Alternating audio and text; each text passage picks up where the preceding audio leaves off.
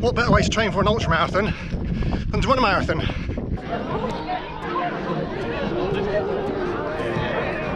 And line.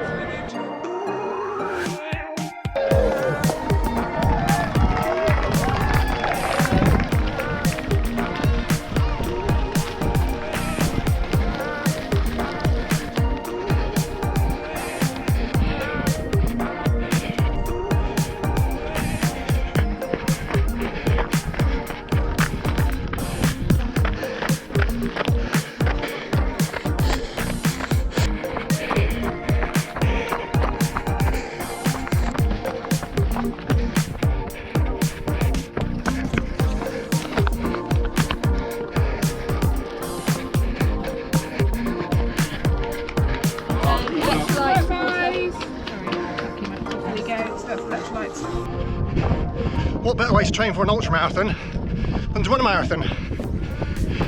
I've entered an ultra in a few weeks' time, and as part of my training, I'm running the Cheddar Gorge Marathon today. Very different race, of course.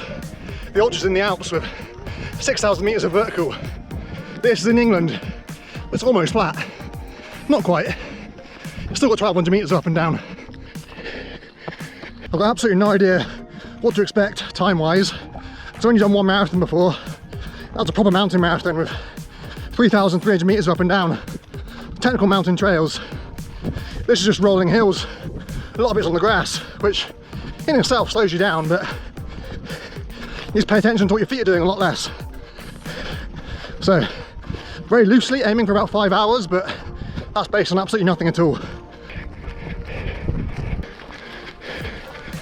Luckily, I've done quite a lot of training on grass while I've been home, because it's completely different to running in the Alps. Much more energy sapping.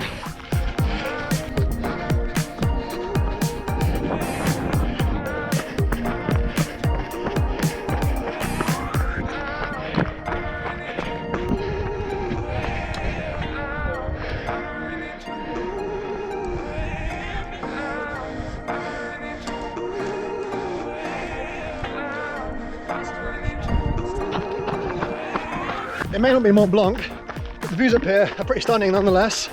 That's the highest point in the Mendips back there. Got the 7S out in front of me. Obviously, near the start of the race, had Cheddar Gorge itself, and then, yeah, my vast expansive views down here.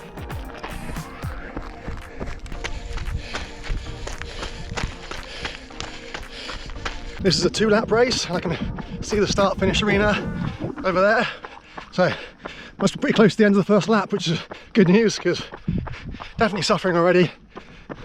Probably another 4 or 5k to get to the halfway point, as I've just went through a feed station, which are every 5k, give or take.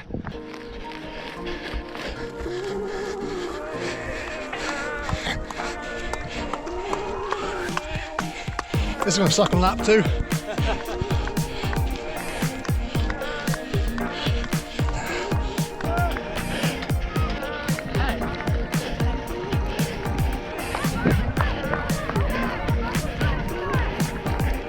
Apparently that was about 2.5 hours for the first lap, so I'm on course for a 5-hour-ish marathon, although I expect to be a lot slower on the second lap.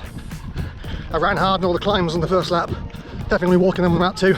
There's a 3-hour cut-off for the first lap, so the important thing is I've made it with loads of time to spare for that, so I can take it much easier now on the second lap if I want to. Brought my poles as well, haven't used them yet. I plan on using them for the 2 big climbs on this lap at the very least. Only overkill for a marathon like this, but it's all good practice for the ultra in a few weeks' time. Definitely suffering a lot more on this second lap now.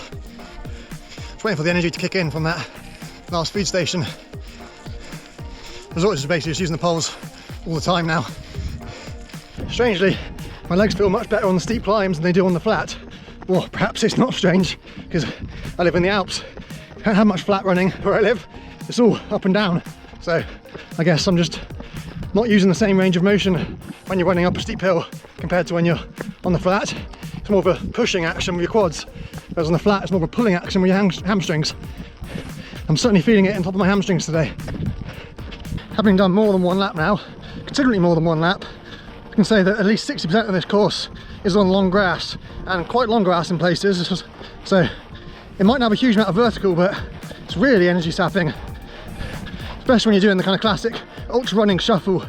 Running through grass is really slow, really hard work. Ooh.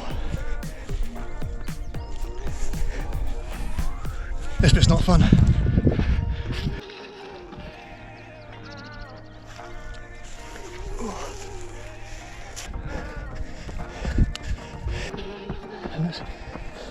This bit confused me on the first lap. People come back up the other way, you feel like you're going the wrong way. But you're down here about 100 metres to the aid station, do U-turn, and come back up. Yeah.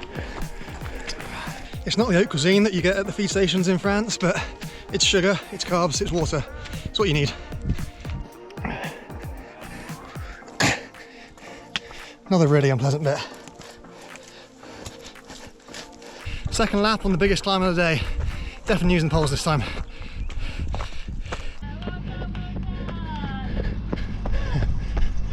Just past the final feed station and I can now see the finish line once again. It must only be about 2 kilometres to finish line from here because that's the 40 kilometre-ish feed station. So yeah, the end is very much in sight now. Pain is nearly over.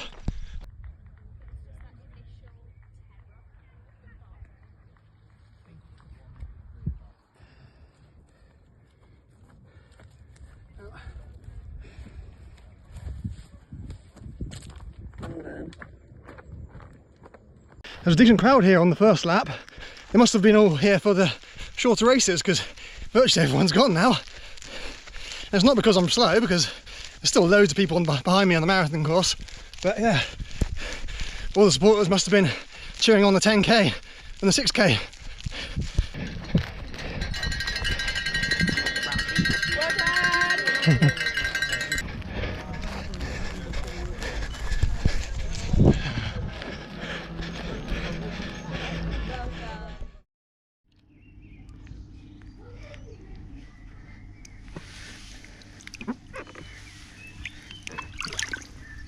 Closest thing I have to an ice bath, the dog's paddling pool.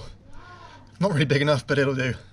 I can sit in it at least, even if I can't get my legs fully in it. Took about 6 hours in the end. I don't know the exact time because there's no live timing, but started around about 10, finished around about 4, so yeah, 6 hours give or take, so obviously much slower on the second lap.